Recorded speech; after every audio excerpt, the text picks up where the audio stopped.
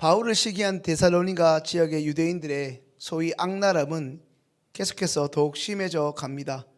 그들은 그 주변의 불량배들, 속된 말로 그 주변에 있는 조폭들을 동원하여 계속해서 바울의 복음 전도, 소위 선교 유행을 방해하기에 이릅니다. 오늘 본문 10절의 표현으로는 형제들의 도움으로, 즉 믿음의 동력자들이 도움으로 한밤중에 급박하게 이 데살로니가라는 지역을 빠져나오게 된 바울 일행은 사흘길을 걸어가 데살로니가에서 약 80m 거리에 있는 베레아라는 도시에 도착합니다. 성도 여러분, 참새가 방앗간을 그냥 지나칠 수 있겠습니까? 그럴 수 없지요. 혹시나 했지만 역시나입니다. 바울은 유대인의 회당을 이번에도 그냥 지나치지 않았습니다. 또 거기서 바울은 늘 하던 대로 그에게 익숙했던, 지난 월요일 새벽에 말씀드렸던 그의 루틴이자 습관대로 유대인들이 모여있는 그 자리, 그들이 예배하던 그 장소에서 하나님의 복음, 다시 말해 예수 그리스도가 누구이신지를 증거하였습니다. 좀 전에 말씀드렸지요. 바울이 복음 전하는 것을 그렇게나 싫어하고 어느 도시를 가든지 소위 원정 출산도 아닌데 이렇게 멀리까지 원정까지 와서 이렇게 바울을 방해하던 사람이 누구였습니까? 아이러니하게도 이전에 바울처럼 유대인들이었습니다. 그런데 바울은 그들에게 복음을 또 전하고 전합니다. 적어도 바울의 사전에는 포기가 없었던 것 같습니다. 목숨의 위협이 그에게 주어져도 끄떡하지 않습니다. 오늘 말씀을 준비하면서 우리에게 주어진 본문 10절에 바울이 유대인의 회당에 들어갔다 라는 말씀에 구약의 선지자 에레미야가 참 많이 떠올랐습니다. 잘 아시는 대로 에레미야 선지자는 바벨론에게 항복하라는 결코 전하기 쉽지 않은 하나님의 메시지를 전했습니다. 그것으로 인해 그는 구덩이에도 갇히고 동족들에게 매도 맞는 많은 고초를 겪어야만 했습니다. 하나님의 메시지를 전하고 환란이 심해지자 그는 이제 더 이상 듣지도 않고 오히려 나를 공격하고 매질만 하는 이스라엘 백성들에게 하나님 말씀을 전하지 않겠다 선포하였습니다. 예레미야 20장 8절 말씀 함께 읽겠습니다. 내가 다시는 여호와를 선포하지 아니하며 그의 이름으로 말하지 아니하리라 하면 나의 마음이 불붙는 것 같아서 골수에 사무치니 답답하여 견딜 수 없나이다. 내가 다시는 여호와를 선포하지 아니하며 그의 이름으로 말하지 아니하리라 하면 나의 마음이 불붙는 것 같아 골수에 사무치니 답답하여 견딜 수 없나이다. 하나님의 메시지를 전하면 기적이 일어나고 사람들이 변해야 하는데 그게 아니라 오히려 자기를 죽이려고 덤벼드니 이제 하나님이 말씀인들 전하지 않겠다 하지만 또 전하지 않는다고 해서 괜찮은 것이 아니라 전하고 싶어서 견딜 수가 없는 상태에 이르렀다는 것입니다.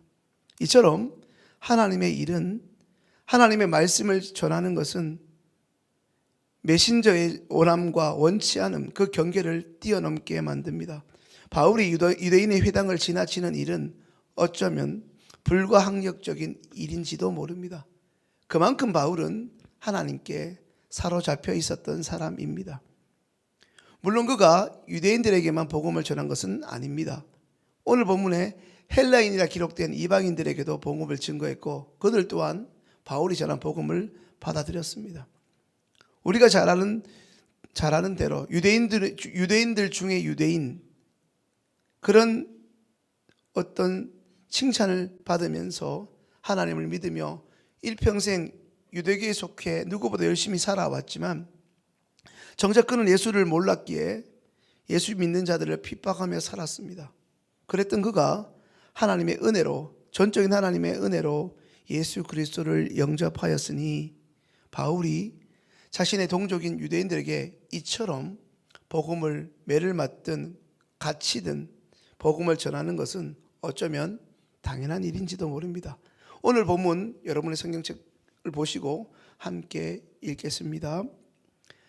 베레아에 있는 사람들은 데살로니가에 있는 오늘 본문 사도행전 17장 11절입니다.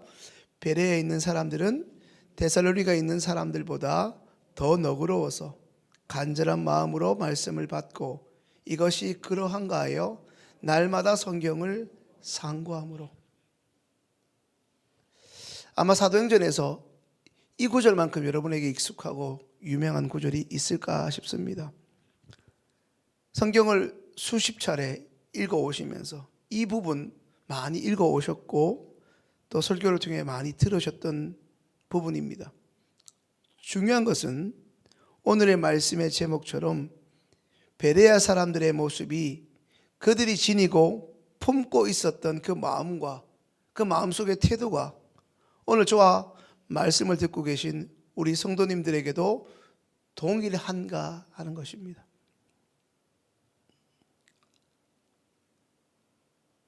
사랑하는 성도님들, 매일 새벽 간절한 마음으로 말씀을 받고 계십니까? 또한 그 말씀이 정말 하나님의 말씀이 맞는가? 정말로 그러한가? 그 말씀을 상고하고 계십니까? 생활 속에서 복기하고 또 복기하고 계십니까? 오늘 11절의 말씀을 거듭 묵상하다가 이전에 읽었던 이야기가 생각났습니다.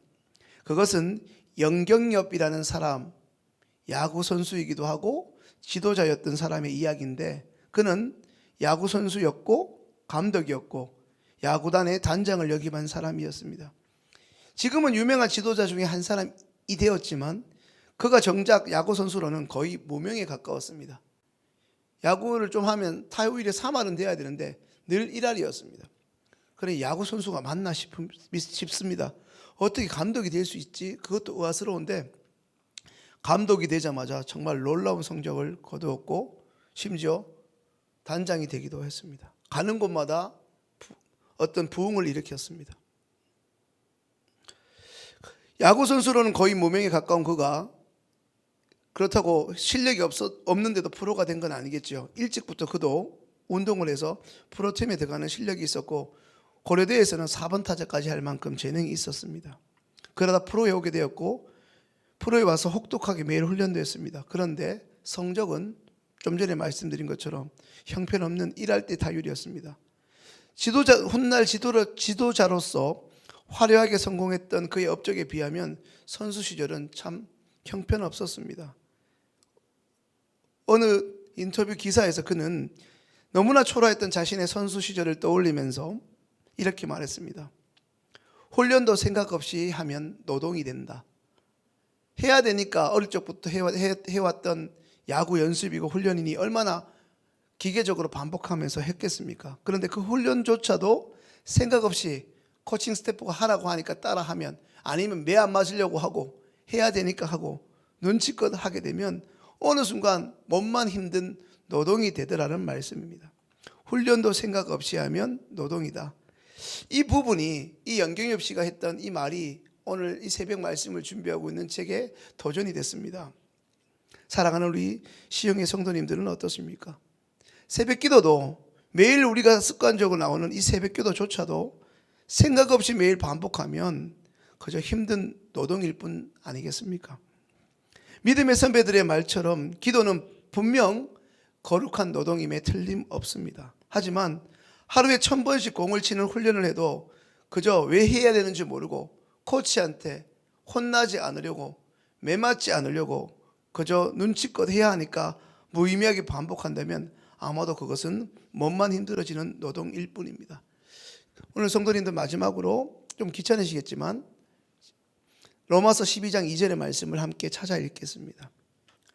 너희는 이 세대를 본받지 말고 오직 마음을 새롭게 함으로 변화를 받아 하나님의 선하시고 기뻐하시고 온전하신 뜻이 무엇인지 분별하도록 하라. 역시나 너무나 잘 아는 말씀이시죠. 이 로마서 12장 2절 바울의 정말 주옥 같은 서신서인데 핵심이 무엇입니까? 마음을 새롭게 하는 것입니다. 공부에 담을 쌓고 지내던 우리 아이가 갑자기 책상에 앉기 시작하고 하루 이틀 그런 줄 알았는데 공부를 재밌어 하고, 그러다가 그 결과물로 학교 성적이 막 오르기 시작하는 겁니다. 그 광경을 지켜보던 부모가 뭐라고 합니까? 아니 이 녀석이 마음을 잡았네 라고 하지 않습니까? 성경에서 새로운 사람, 새 사람이 되었다고 말하는 것은 무엇입니까? 방금 말씀드린 것처럼 마음이 새로워지는 것입니다. 우리는 좀처럼 마음을 먹지 않습니다. 마음이 새로워진다는 것은 잘 아시는 대로 생각이 새로워지는 것입니다. 새 마음은 새 생각의 바탕이고 새 생각은 새 마음의 결과입니다. 이처럼 한 사람의 생각이 이전으로부터 새로워지게 되면 언행도 새로워지게 마련입니다. 그리하여 그의 언행이 새로워지면 결과적으로 그 사람이 맞이하는 모든 시간과 삶과 사람들이 바뀔 수밖에 없습니다. 불량배를 동원하여 복음 전하는 것을 방해하는 유대인들을 피해 도착하게 된 이 베레아라는 곳에서 만난 그 사람들은 오늘 성경의 기록처럼 참 너그러운 사람들이었습니다. 근데 그 너그러움이라는 것은 고결한 성품과 생각을 지니었다는 의미입니다. 그 베레아 사람들의 그 너그러움은 바울의 복음을 받아들인 결과로 이어집니다. 그러니 그는 변할 수밖에 없습니다. 베레아 사람, 그들은 하나님의 말씀을 간절하게 받았습니다. 거기서 그치지 않고 그들은 바울이 전한 그 복음이 정녕 하나님의 말씀인가, 바울이 전하는 그가 전하는 예수 그리스도가 말씀 한마디로 천지를 만드신 하나님의 아들이시며 구원자로 이 땅에 오셔서 우리들을 살리기 위해 십자가에 친히 달려 죽으시고 약속하신 대로 사흘 만에 부활하신 바로 그분이 맞는지를 구약 성경을 통해 자세히 살펴보고 또 확인하였습니다. 그들은 바울이 전한 나사렛 사람 예수 그리스도가 구약 성경이 예언한 메시아인가 날마다 성경을 확인하였습니다. 사랑하는 여러분, 매일 우리가 이 새벽을 깨우는 이유가 무엇 때문입니까? 그저 응답받아야 할, 그리고 변화되어야 할 우리의 삶의 문제를 개선하고자 다시 한번 이 자리에 나온 것은 아닙니까? 매 순간 수요일이 되었든 주일이 되었든 예배를 통해 주의 종들을 청하여 말씀을 듣는 이유는 또 무엇 때문입니까? 하나님의 말씀을 믿기 위함이 아닙니까? 그 믿기 위함은 결국 우리가 그 말씀을 조차 명하신 대로 살기 위함이 아니었습니까? 그들은 바울이 전하는 이 말씀을 듣고 예수 그리스도를 받아들이고 결국 믿을 수밖에 없었습니다. 확인하면 할수록, 성경을 상고하면 할수록 하나님의 말씀, 바울이 전한 그 복음은 진리였고 능력이었기 때문이었습니다. 그것은 바울이 위대해서가 결코 아니었습니다. 오히려 그들이 날마다 할 수 있는 대로 하나님의 말씀을 상고하면서 하나님 앞에서 하나님 말씀대로 생각하는 그 마음이 결국 새로운 삶을 살게 하였기 때문입니다. 사랑하는 시흥의 성도님들, 이 새벽이 그저 우리의 문제를 해결받고 응답받기 위함이 아니라 그리하기 위해 내 열심을 다하는 고된 영적 노동을 넘어서 하나님이 허락하신 이 말씀의 거울 앞에 여러분 자신을 돌아보게 되며 하나님 앞에서 나 자신을 먼저 새롭게 하는 복되고 거룩한 훈련의 시간, 훈련의 장이 될 수 있기를 간절히 소망합니다.